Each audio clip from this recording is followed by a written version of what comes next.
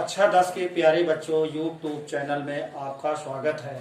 आज हम संसाधन एवं विकास में लघुत्तरी प्रश्नों की चर्चा करेंगे। तो इसमें पहला प्रश्न है, संसाधनों के प्रमुख विशेषताएं क्या हैं? तो संसाधनों के प्रमुख विशेषताएं निम्नलिखित हैं। इसमें पहला है उपयोगी वस्तुएं बनाना एवं सेवाएं प्रदान करना। फिर दूसरी विशेषता है मानवीय प्रयास। तीसरी विशेषता है विज्ञान तथा प्रौद्योगिकी का विकास। और चौथा है भावी उपयोगिता। और पांचवा है सीमित मात्रा। तो ये संसाधनों की प्रमुख विशेषताएं हैं। फिर दूसरा प्रश्न है, मृदा के निर्माण में जलवायु महत्वपूर्ण कारक है, दो कारणों की व्याख्या कीजिए। तो मृदा के निर्माण में जलवायु महत्वपूर्ण कारक है, दो कारणों की व्याख्या कीजिए। इसमें पहला है जलवायु अपक्षय की मात्रा निर्धारित करती है। और दूसरा है जलवायु वनस्पति के प्रकार का निर्धारण करती है। तो ये रहा मृदा के निर्माण में जलवायु महत्वपूर्ण कारक है। फिर तीसरा प्रश्न है, बांगर एवं खादर में दो अंतर बताइए। बांगर एवं खादर में दो अंतर निम्न हैं। पहला है बांगर के तुलना में खादर अधिक उपजाऊ होती है। फिर दूसरा है प्राचीन जलोढ़ मृदा को बांगर तथा नवीन जलोढ़ मृदा को खादर कहते हैं।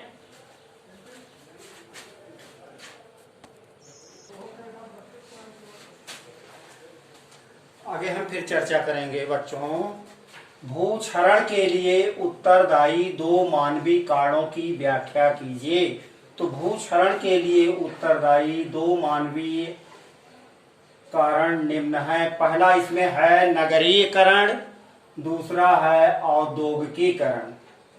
ये दोनों कारक भूक्षरण के लिए उत्तरदायी हैं। फिर अगला प्रश्न है, मृदा अपरदन को नियंत्रित करने वाली दो विधि कौन सी है? दोनों विधियों का विवरण दीजिए।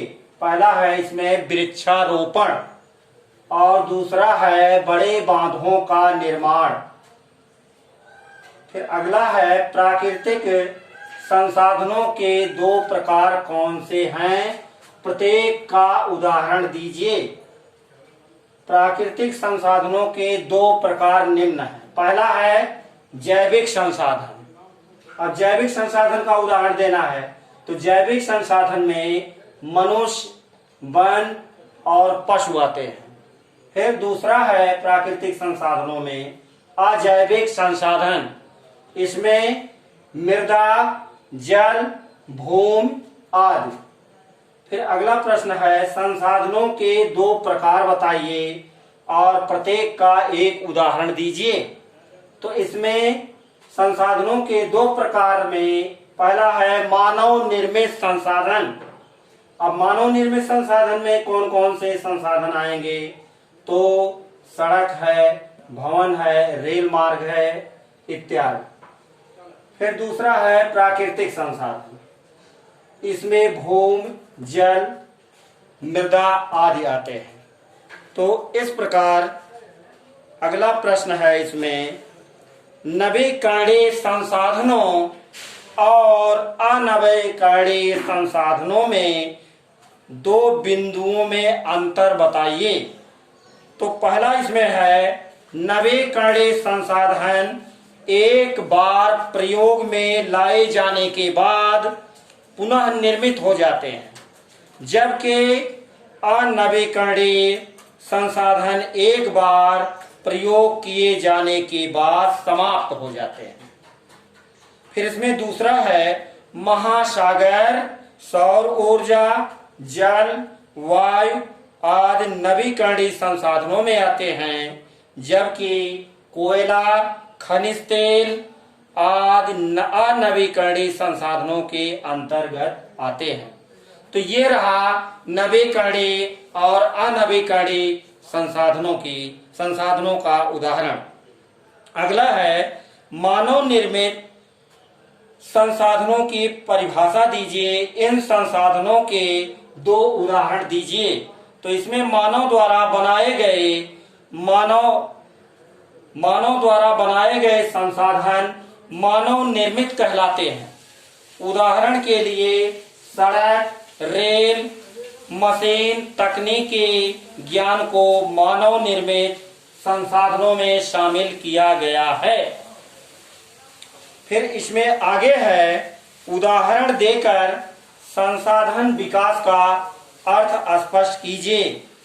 संसाधन विकास से तात्पर्य उस प्रयत्न से है जिसके अंतर्गत संसाधन का मानवीय संतुष्टि में उपयोग किया जाता है। तो इसमें पहला है खेती करने के लिए भूमि पर से आवश्यक पदार्थों को हटाया जाता है तथा खेत की जुताई आदि की जाती है। दूसरा है मशीनों को बनाने के लिए भूमि से खनिजों को निकाला जाता है तथा उनकी अशुद्धियां दूर कर उनका प्रगलन किया जाता है। तो इस प्रकार से संसाधन तथा विकास में लघुत्तरी प्रश्नों की संख्या इस प्रकार थी। हम आगे आपको बहुविकल्पी प्रश्नों को बताएंगे।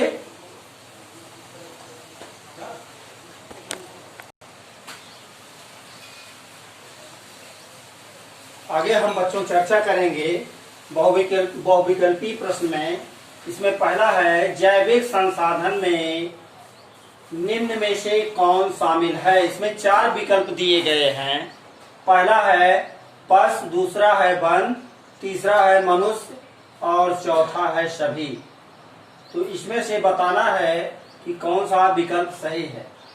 तो इसमें 4 दिया गया है, पशु, वन, मनुष्य। तो इसमें तीनों सही हैं, इस नाते ये चौथा विकल्प सही। अजैविक संसाधन में कौन शामिल है। तो इसमें 4 विकल्प दिए गए हैं, भूमि, मृदा, जल और चौथा विकल्प है सभी। तो इसमें तीनों सही है, इस नाते ये चौथा विकल्प सही। अगला है तीसरा प्रश्न है बहुविकल्पी में, मृदा किस प्रकार का संसाधन है। तो इसमें 4 विकल्प है, जैव संसाधन है, नवीकरणीय संसाधन है, और चौथा है संभावी संसाधन। इन चारों में से सही विकल्प का चुनाव करना है। तो मृदा नवीकरणीय संसाधन है। फिर अगला प्रश्न है नदियों द्वारा लाए गए अवसाद से निर्मित मृदा या मिट्टी कौन सी है। तो इसमें 4 विकल्प दिए गए हैं, पर्वतीय मिट्टी, रेतीली मिट्टी, जलोढ़ मिट्टी और काली मिट्टी। इन चारों मिट्टियों की चर्चा की गई है। तो इसमें सही विकल्प है जलोढ़ मिट्टी। फिर अगला प्रश्न है कौन सा तत्व मृदा निर्माण की प्रक्रिया को निर्धारित करता है। तो इसमें 4 विकल्प दिया गया है, सनस्तर शैल दिया गया है, वनस्पत दिया गया है, जनक शैल दिया गया है और खनिज दिया गया है। तो इसमें चुनाव करना है कि कौन सा ऐसा तत्व है जो मृदा निर्माण की प्रक्रिया को नहीं निर्धारित करता है। यानी इसमें 3 करते हैं, 1 नहीं करता है। तो इसमें चौथा विकल्प है खनिज, यही मृदा निर्माण की प्रक्रिया को निर्धारित नहीं करता है, यही सही है विकल्प। फिर अगला प्रश्न है पूर्वी तट के डेल्टाओं पर पाई जाने वाली कौन सी मृदा है। तो इसमें सही विकल्प का चुनाव करना है। तो इसमें सही विकल्प दिया गया है जलोढ़ मृदा। जलोढ़ मृदा की मुख्य विशेषता यह है कि यह नदियों द्वारा बहाकर लाई गई उपजाऊ मिट्टी के निक्षेप से बना है। तो इस नाते इस विकल्प में जलोढ़ मृदा उपयुक्त है। फिर अगला है निम्न में से कौन सी जलोढ़ मृदा की विशेषता नहीं है। 4 विकल्प दिए गए हैं, यानी 3 विकल्प इसमें सही हैं, 3 तो विशेषता बताते हैं, एक नहीं बताता है। तो एक का चुनाव करना है, वो कौन सा है? तो इसमें दिया है जलोढ़ मृदाएं बहुत उपजाऊ होती हैं, ये भी सही है। अधिकतर जलोढ़ मृदाएं पोटास, फास्फोरस और चूना युक्त होती हैं, यानी ये भी सही है, गलत नहीं है। जलोढ़ मृदा में रेत, सिल्ट और मृत्तिकाएं पाए जाते हैं, ये भी सही है।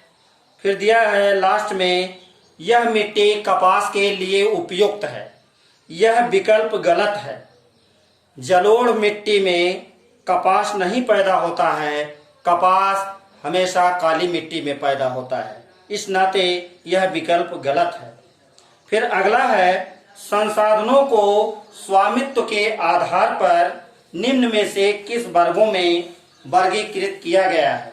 तो इसमें दिया गया है प्राकृतिक और मानव निर्मित संसाधन, फिर दूसरा है जैव और अजैव संसाधन, तीसरा है नवीकरणीय योग्य और अनवीकरणीय योग्य संसाधन, और चौथा है निजी, सामुदायिक और राष्ट्रीय, अंतर्राष्ट्रीय संसाधन। तो इसमें सही विकल्प का चुनाव करना है, यानी 3 सही है, एक गलत है। तो गलत इसमें है निजी, सामुदायिक, राष्ट्रीय और अंतर्राष्ट्रीय संसाधन, ये गलत है, यही सही भी है। अगला है, विकास के आधार पर संसाधनों का कौन सा वर्गीकरण किया गया है? तो इसमें 4 विकल्प हैं, जैव और अजैव संसाधन, दूसरा है नवीकरणीय योग्य, अनवीकरणीय योग्य संसाधन, फिर तीसरा है राष्ट्रीय और अंतर्राष्ट्रीय संसाधन, चौथा है संभावी, विकसित, भंडार तथा संचित संसाधन। तो इसमें सही विकल्प का चुनाव करना है, संभावी, विकसित, भंडार तथा संचित भंडार, यही सही है। फिर अगला है, निम्न में से कौन सा कथन सत्य नहीं है? यानी 3 सत्य है, एक गलत है, तो जो एक गलत है उसका चुनाव करना है। पुरानी जलोढ़ मृदा को बागर कहा जाता है, यह सही है। नई जलोढ़ मिट्टी को खादर कहा जाता है, ये भी विकल्प सही है। जलोढ़ मिट्टी पर्वतों की तलहटी पर बने मैदानों जैसे द्वारचो क्षेत्र और तराई में आमतौर पर पाई जाती हैं, यानी ये भी सही है। जलोढ़ मृदा कपास के लिए उपयुक्त होती है, यह विकल्प एकदम गलत है। जलोढ़ मृदा में कपास नहीं बल्कि गेहूं और चावल की खेती होती है, और कपास की खेती काली मिट्टी में होती है, इस नाते यही विकल्प सही है। फिर अगला है, निम्न में कौन मरुस्थलीय मृदा की विशेषता नहीं है? यानी 3 उसकी विशेषताएं हैं, एक उसकी विशेषता नहीं है, उसका चुनाव करना है। पहला है, मरुस्थलीय मृदाओं का रंग लाल और भूरा होता है। फिर दूसरा है, ये मृदाएं आमतौर पर रेतीली व लवणीय होती हैं। तीसरा है, कुछ क्षेत्रों में नमक की मात्रा इतनी अधिक है कि झीलों से जल वाष्पीकृत करके खाने का नमक भी बनाया जाता है, यह भी विकल्प सही है मरुस्थलीय मिट्टी के संबंध में। लास्ट में चौथा है, मरुस्थलीय मृदा काफ़ी उपजाऊ होती है, यह विकल्प एकदम गलत है। मरुस्थलीय मिट्टी काफ़ी उपजाऊ नहीं होती है बल्कि कम उपजाऊ होती है। इसमें सिंचाई और खाद का प्रबंध करके फसलों को उगाया जा सकता है, इस नाते यह विकल्प सही है। मरुस्थलीय मृदा काफ़ी उपजाऊ होती। तो ये रहा आपका कक्षा 10 में पहला अध्याय संसाधन एवं विकास। आज यह समाप्त हो गया, कल दूसरा अध्याय पढ़ाया जाएगा।